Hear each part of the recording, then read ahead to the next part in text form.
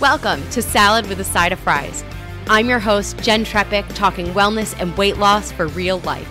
We're here to clear up the myths, misinformation, bad science, and marketing to teach you how to eat and how to cheat.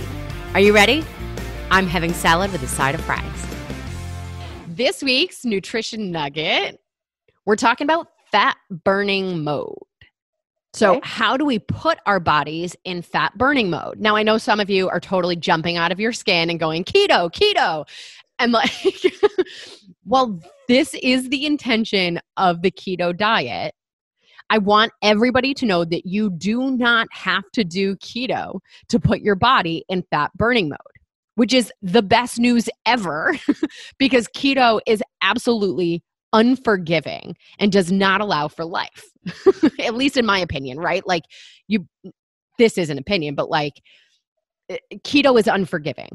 And to me, life happens in those forgiving places, right? I agree. So I love that we can be in fat burning mode through other ways. Let's start with the food part of fat burning mode. We need to keep our blood sugar levels even. We've talked about this before, but remember the old I Love Lucy episode where Lucy and Ethel are in the candy factory? Yes. Lauren, you want to explain like what happened and what they were supposed to do? So they're like packaging the kit right there, but they start eating it. So they can't keep up with the conveyor belt. Right. Like when the conveyor belt came at a nice slow pace, they could like wrap the candy and put it back on the belt for the next step in the assembly line. But when the conveyor belt sped up, they like couldn't keep up and they just started shoving the candy like in their pockets and their hat and their clothes and their mouth and like everywhere. So our body actually works the same way. When food comes at a nice even pace, our body releases the sugar. Insulin is produced to carry all of that fuel to our muscles and our cells to be used for energy. But they can only take in so much at a time.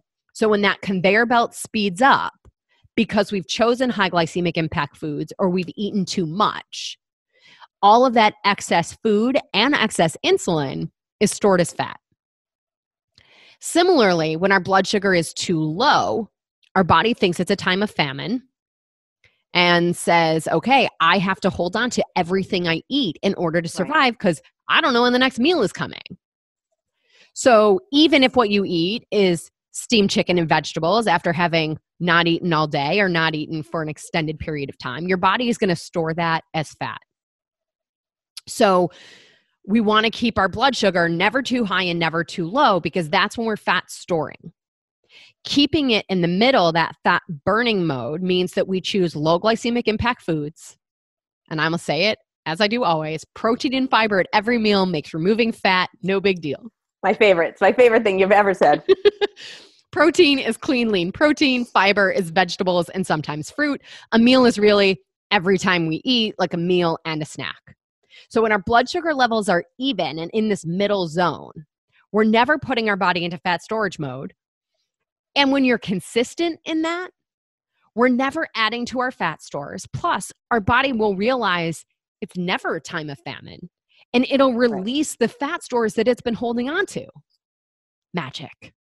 Except it's really just science. Okay. The other part of fat burning mode, and this is critical. Do you know what it is?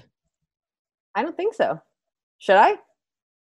Probably. You've been around enough. I'm totally called you out. Muscle. Oh, right. I totally should have known that. Yes. Yeah. Remember our mantra, muscle dictates metabolism. Muscle is metabolically active. Muscle is burning fuel all the time, whether we're sitting and working or sleeping or laying on the couch, or even when we do move, the more muscle we have, the more fuel we're burning. Right. So to be in fat burning mode and to improve your metabolism, you must build muscle.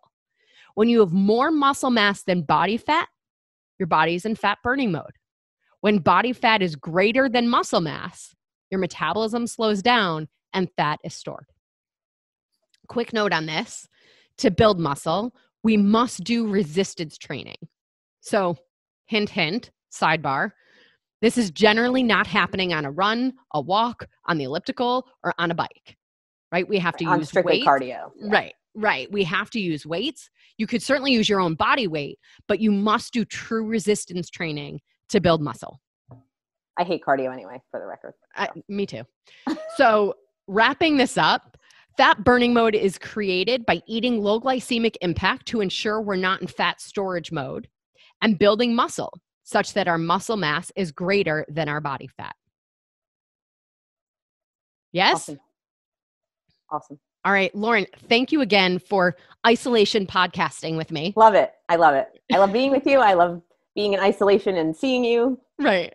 Thank you. As always, guys, I'm your host, Jenn Trepeck. Connect with me on Instagram at Jenn Trepeck, JennTrepeck.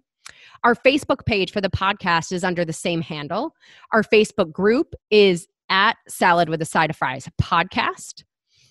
You can always submit questions or ideas through social media or on our website, asaladwithasideoffries.com.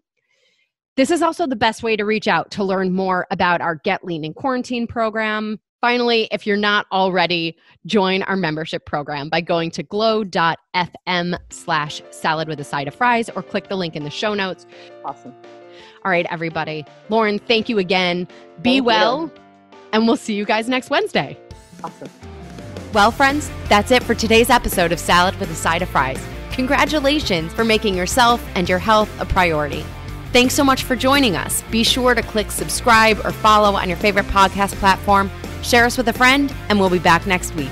Always remember, you deserve it, and you are worth it. Happy healthy.